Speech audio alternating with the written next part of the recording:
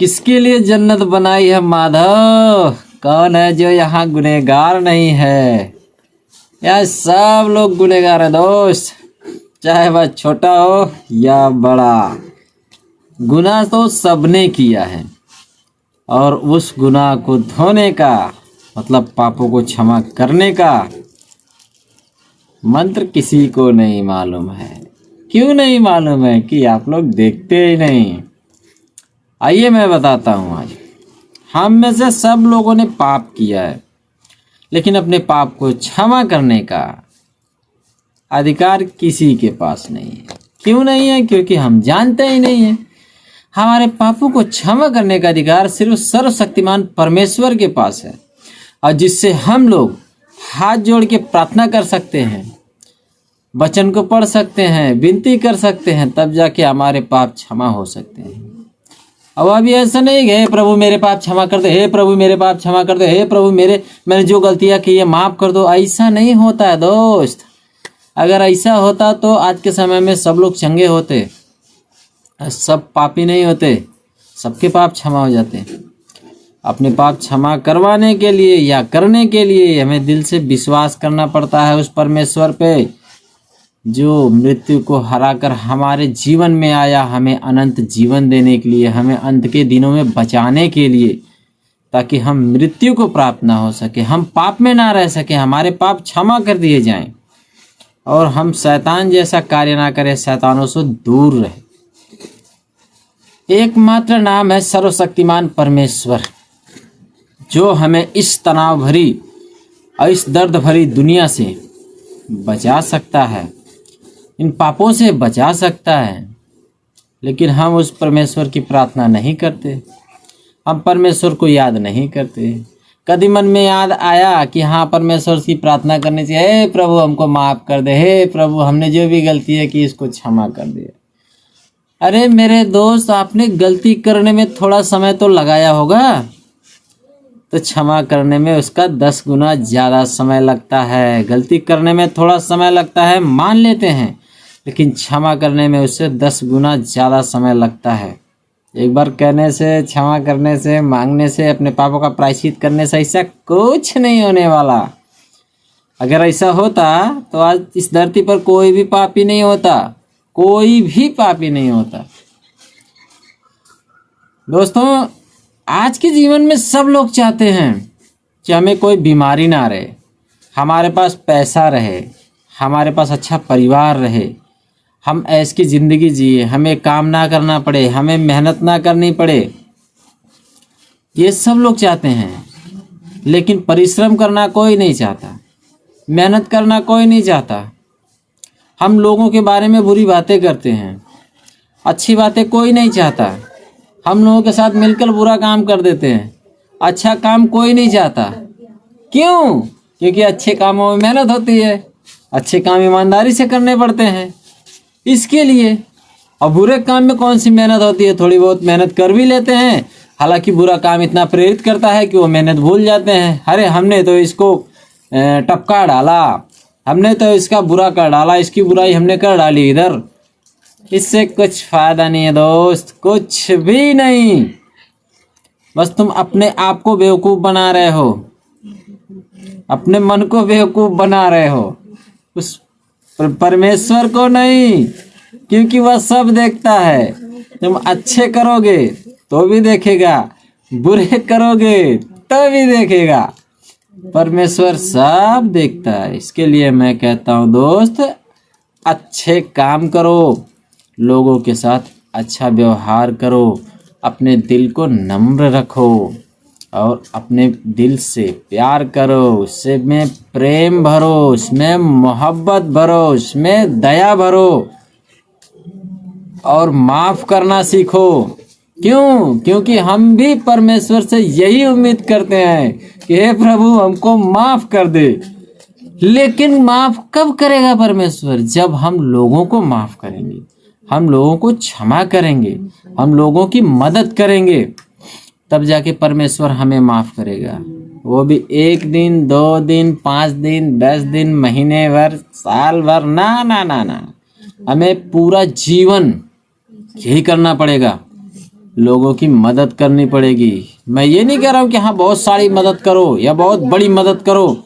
आप जितना मदद कर सकते हैं उतना ही मदद करो। आप जितनी सहायता कर सकते हैं उतनी ही करो। आप जितना क्षमा कर सकते हैं उतना ही करो, लेकिन धीरे धीरे बढ़ाने की कोशिश करो। यदि हम किसी काम को एक ही दिन में स्टार्ट करके सोचिए कि बहुत बड़ा कर देंगे तो नहीं हो सकता दोस्त। परमेश्वर कहता है कि आप छोटे से स्टार्ट करो, आप छोटी चीज से स्टार्ट करो।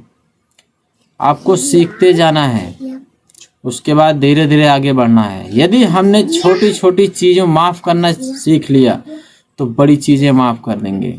अगर हमने छोटी छोटी गलतियां माफ़ करना सीख ली तो हम बड़ी चीज़ें माफ़ करना सीख लेंगे।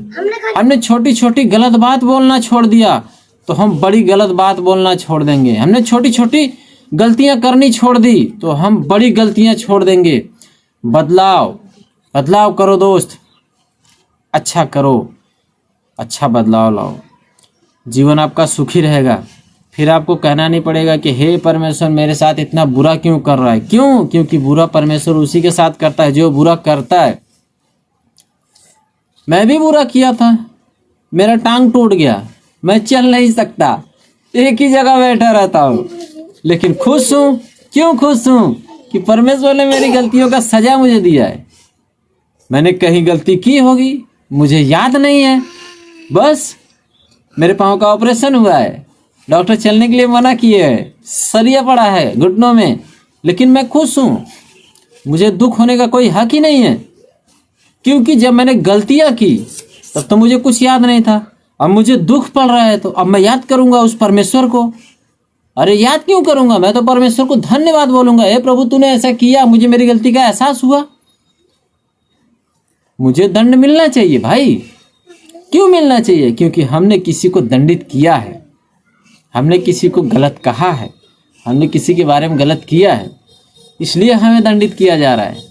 यदि हमने किसी के साथ गलत नहीं करते या हम लोगों के बारे में अच्छा सोचते तो आज हमारे जीवन में दुख नहीं होता, हमारे जीवन में तकलीफ नहीं होती, हम बीमार नहीं होते, हॉस्पिटल में भर्ती नहीं होते, ऑपरेशन नहीं होता। हमने गलतियां की तो ये दंड मिला। ये दंड क्यों मिला? कि हम परमेश्वर को याद कर सके और परमेश्वर के प्रति हमारा विश्वास बढ़ सके और मजबूत हो सके। जब हम खुश होते हैं तो परमेश्वर को याद नहीं करते हैं। यदि हमको चोट लग गई, चपेट हो गई, बुखार आ गया, सर दर्द हो गया, चोट लग गई कहीं घुटने में, ऑपरेशन की नौबत आ गई, लीवर खराब हो गया, किडनी खराब हो गया, कैंसर हो गया, कुछ भी हो गया, तो हम परमेश्वर को याद करते हैं। क्यों? क्योंकि खुश जब होते हैं तो परमेश्वर को नहीं याद करते हैं। तो हम अपने आप में होते बस हम ही तो हैं, बस खुश है, हमारा जीवन अच्छे से चल रहा है। ऐसा नहीं होता दोस्त। यदि आपने परमेश्वर को बराबर याद किया तो परमेश्वर आपको कभी निराश नहीं करेगा। परमेश्वर आपको बुरे काम से बचाएगा, परमेश्वर किसी का बुरा नहीं करने देगा और परमेश्वर आपको हॉस्पिटल के चक्कर नहीं लगवाएगा। क्यों? क्योंकि आपने अच्छा काम किया है, आपने बुरा काम नहीं किया है। तो दोस्तों मैं यही कहना चाहूँगा, यदि आपके पास दुख है तो उस परमेश्वर से कहिए कि हे परमेश्वर इस दुख से निकाल मुझे। यदि आपके पास तकलीफ है तो उस परमेश्वर को बताइए कि हे परमेश्वर इस तकलीफ से बचा मुझे। यदि आप कहते हैं परमेश्वर का रोज प्रार्थना करते हैं, परमेश्वर की स्तुति करते हैं, रोज अपनी बातों को परमेश्वर को बताते हैं, तो परमेश्वर आपको हर चीज से बचाएगा, सारी दुख से बचाएगा, आपको गलती नहीं करने देगा। आपके पास पैसे भी होंगे, आपके पास उतना बड़ा दिल होगा कि लोगों की मदद कर पाएंगे, और आपके पास इतना बड़ा दिल होगा कि आप परमेश्वर के प्रति बहुत भारी विश्वास कर पाएंगे, जो विश्वास कभी टूटे ना। तो आपको इसके लिए परमेश्वर से कहना पड़ेगा। हमें हर चीज़ चाहिए, हमें कुछ चाहिए होता है, हमें गाड़ी लेनी होती है तो हम कहते हे भगवान मेरी गाड़ी आ जाए, परमेश्वर हे प्रभु मेरी गाड़ी आ जाए, तब तो हम याद करते हैं। गाड़ी में बैठते हैं तो हम परमेश्वर को भूल जाते हैं। ऐसा नहीं करना चाहिए, क्योंकि परमेश्वर गाड़ी दिया है, परमेश्वर गाड़ी छीन भी लेगा यदि हम परमेश्वर को उसमें हिस्सा ना दें तो। परमेश्वर ने हमें पैसा दिया है, परमेश्वर छीन भी लेगा यदि हम परमेश्वर को उसमें से भेंट ना दे तो। परमेश्वर ने हमें अन्न दिया है, परमेश्वर छीन भी लेगा यदि हम प्रार्थना करें ना। खाना खाते के समय परमेश्वर ने तकलीफ दिया है, परमेश्वर छीन भी लेगा यदि हम परमेश्वर को बताएं ना। तो हम परमेश्वर से जो भी कहेंगे, जो भी बताएंगे, परमेश्वर उस बातों को सुनेगा। यदि आप 100 रुपये कमा रहे हैं तो उस 100 रुपये में से 10 रुपया परमेश्वर के नाम पे उसको दान करिए, लोगों की मदद करिए। यदि आपने 1 लाख रुपया कमाया है तो उसमें से 1000, 2000, 5000 जो भी आपसे बन पड़ता है उसको जरूर मदद में डालिए, जरूर मदद करिए। किसी गरीब आदमी की मदद करिए। अगर आपसे नहीं हो सकता तो आप ऐसी जगह पे दान दीजिए जहाँ गरीब लोग रहते हों। आपको कुछ करने की जरूरत ही नहीं है। यदि आप अपने हिस्से में परमेश्वर को हिस्सेदारी देते हैं तो परमेश्वर आपके साथ रहेगा। यदि आपके पास 1 लाख रुपया आ गया और आप सारा हथियार लिए, परमेश्वर को हमें नहीं देना है, तो परमेश्वर आपके साथ क्या करेगा? इसको अभी तो दे दिया, इसे इस्तेमाल कर लेने दो, आगे से इसको नहीं देने का। क्यों? क्योंकि आपने परमेश्वर को नहीं दिया, परमेश्वर को भूल गए, परमेश्वर को साइड में कर दिया, परमेश्वर को इग्नोर कर दिया। जो परमेश्वर आपको सारी चीजें दे रहा है, आपने उसको ही नहीं दिया। आपने ये नहीं सोचा कि यह किस वजह से आया, ये कहां से आया, किसके आशीर्वाद से आया, तो आप अगला स्टेप मिस कर देंगे। मेरे प्यारे दोस्त, मैं आपसे यही कहना चाहूँगा कि यदि आप परमेश्वर को अपना हिस्सेदारी बनाते हैं, अपना दोस्त बनाते हैं, अपना डॉक्टर बनाते हैं, अपना कुबेर बनाते हैं, तो परमेश्वर हर हाल में आपको खुश रखेगा, आपको कभी भी निराश नहीं होने देगा। परमेश्वर को याद करिए, क्योंकि हमें जीवन देने वाला प्रभु ही है। परमेश्वर अपना आशीर्वाद बनाया है तो हमारी सांसें चल रही हैं। यदि उसने आज नज़र ऐसे हटा ली तो सांसें रुक जाएंगी, फिर हम कुछ भी नहीं कर सकते। क्या लेके जाएंगे? आपका पैसा, रुपया, धन दौलत, गाड़ी, बंगला सब यहीं रह जाना है। आपको कुछ नहीं मिलना है। आपको जाना क्या है लेके? कुछ भी नहीं। अरे उस कब्र में तिजोरी भी नहीं है कि आप उस वहां डाल के लेके जा सकते हैं। तो स्वर्ग में अपनी तिजोरी बनाओ मेरे दोस्त, परमेश्वर के दिल में अपनी तिजोरी बनाओ, क्योंकि सारी चीजें यहीं रह जानी हैं। इस जिस शरीर पे हम लोग घमंड करते हैं ना, ये भी यहीं रह जाना है। हालत तो हमारी ऐसी हो जानी है कि कोई और ना उठाए तो हम अपने आप हिल नहीं सकते, अपने आप उठ नहीं सकते। ये परमेश्वर की देन है कि हमें परमेश्वर चला रहा है, हमें हर चीज से बचा रहा है। उसके बाद भी हम परमेश्वर को याद नहीं करते, हम विश्वास ही नहीं करते। क्यों नहीं करते? यही सबसे बड़ा फैक्ट है। यदि आप आज किसी की मदद करते हैं तो आप एक बार जरूर देखेंगे परमेश्वर तेरा धन्यवाद। लेकिन आप किसी के साथ बुरा करते हैं तो आपकी नज़र ऊपर नहीं जाती, या आपका दिल वहाँ नहीं जाता, या आपका दिमाग भी नहीं आपको बोलता है कि हाँ तू उसके साथ गलत कर रहा है। यही गलती है दोस्त, सबसे बड़ी गलती यही। हमें ऐसा नहीं करना चाहिए। तो मैं यही कहूँगा, आप लोगों से हाथ जोड़ के विनती करूँगा कि आप लोग प्रभु को याद करिए, परमेश्वर को याद करिए, परमेश्वर से प्रेम करिए, इसमें परमेश्वर से सच्चा प्रेम करिए, सच्ची मोहब्बत करिए, उस प्रकार की जैसे कोई आदमी इस लड़की के लिए करता है, उस प्रकार से करता है, उस हद तक चला जाता है। आप वही मोहब्बत, वही प्रेम, वही प्यार परमेश्वर से करिए।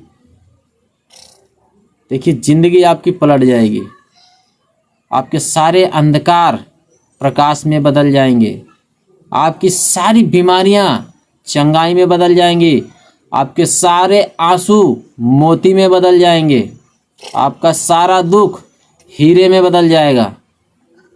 आपको इतना प्यार मिलेगा कि आप तकलीफ के लिए तरस जाएंगे, लेकिन तकलीफ से मुलाकात नहीं होगी कभी भी। बस वही सच्चा प्रेम करना है परमेश्वर से।